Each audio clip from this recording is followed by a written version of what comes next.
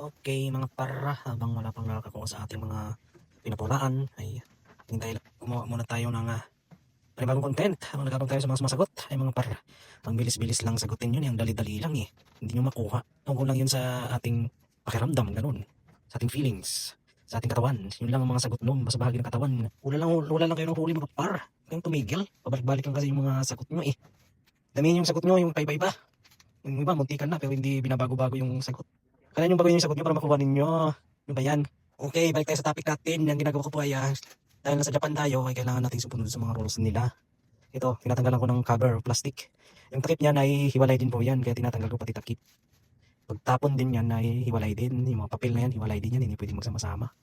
Kailangan natin sumunod sa rules nila para hindi tayo mabigyan ng memo. Pagalitan tayo nito.